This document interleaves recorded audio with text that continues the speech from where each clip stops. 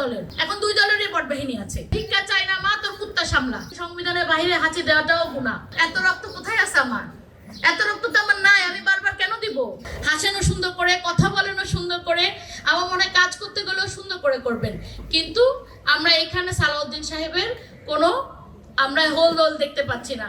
উনি প্রধানমন্ত্রীর পক্ষ থেকে সংসদে বক্তব্য রাখেন, উনি আমাদেরকে সংবিধানের এপাশ ওপাশ বুঝান এবং আমাদেরকে বারবার মনে করিয়ে দেন সংবিধানের বাইরে হাঁচি দেওয়াটাও গুনাহ।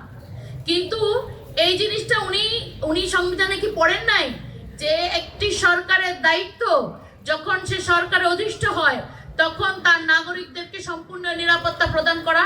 এটা কি সংবিধানে নেই? আমার তো মাথায় ধরে না যে এত বড় একটা জিনিস, অথচ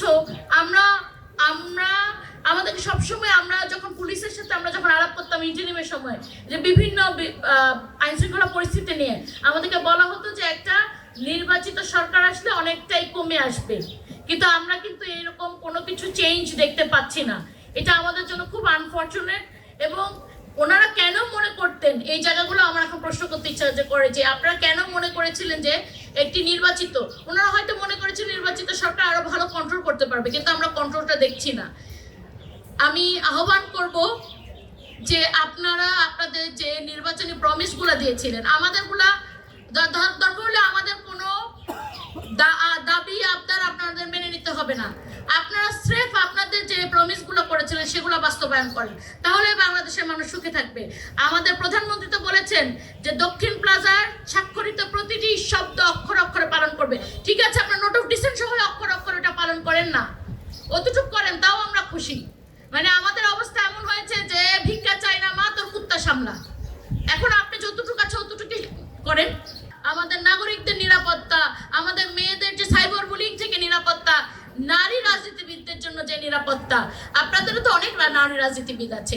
আমার সবচেয়ে মজা লাগে কি জানেন, আমরা এখন আগে বট বাহিনী ছিল একটা দলের, এখন আল্লাহর রহমতে অন্য কিছু রেপ্লিকেট করতে না পারুক এখন দুই দলেরই বট বাহিনী আছে।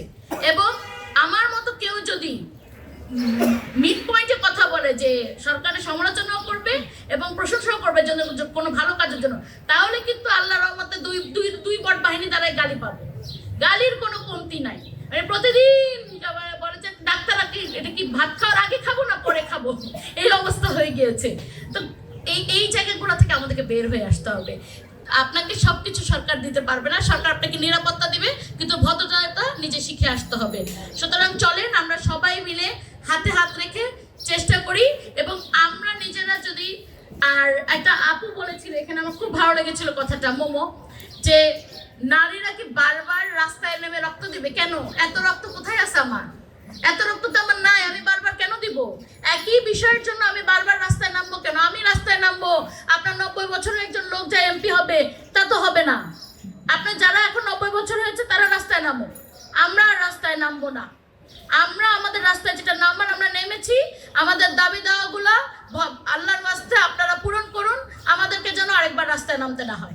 5 জনের কথা আমরা সবসময় বলি, কিন্তু আরেকটা নারীও যে ওখানে ছিল, এবং এই যে 5টা ছেলেকে ধরে নেওয়া, তার জন্য যে ট্রমা, একটা মেয়ের জন্য তার 3 গুণ 4 গুণ ট্রমা, এটা তো আমরা বুঝি। আমাদের সবার বাসায় তো মা বোন আছে, তাই না?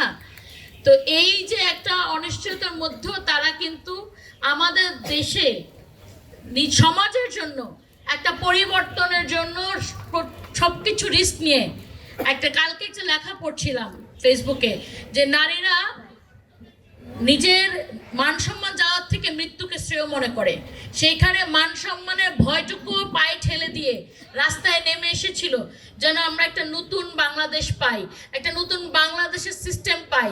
এবং সেই সিস্টেমের জন্য তারা নেমে এসেছে দেয়ালে দেয়ালে। সেই যে আমাদের যেই আশা আকাঙ্ক্ষাগুলো ছিল সেই কথাগুলো কিন্তু এখনো লেখা আছে। কিন্তু আমরা কালকে দেখলাম, আমি একটা লেখা লিখেছিলাম, খুব ছোট্ট 1 লাইনের লেখা, গোড়ালিবিহীন বাংলাদেশ কি ভয়ানক, কি অসহায়। আমরা কি এটা দেখতে চেয়েছিলাম? আপনার দুটা কেন 4টা 5টা দল থাকবে, তাদের মধ্যে প্রতিযোগিতা থাকবে। তারা একজন বলবে যে আমি তোমার থেকে ভালো, আরেকজন বলবে যে না তুমি কি ভালো, আমি তার থেকে ভালো। কিন্তু আমরা কি সেই আগের ওই কিরিচ নিয়ে, রামদা নিয়ে, বল্লম নিয়ে নেমে যাবে? মানে কোনো কার জীবনের। এটা তো মানে আপনার মনে হচ্ছে যে কে কি কোথায় আহত হলো, কার পা চলে গেল, এই ছেলেটি হয়তো ফুটবল খেলতো, সে কোন দল? অথচ আমাদের হিউম্যানিটেরিয়ান হিসেবে আলোচনা হওয়া উচিত ছিল যে একটা চলাফেরা করা একটা ইয়াং ছেলে, দৌড়ানো ইয়াং ছেলে আজকে তার পাটা হয়তো লুজ করে ফেলবে, এই পা দিয়ে সে আর ফুটবল খেলতে পারবে না, এই পা দিয়ে দৌড়ে তার মার কাছে যেতে পারবে না। এই জায়গাগুলো আমরা আলোচনা না করে আমরা আলোচনা করছি যে সে কোন দলের ছিল।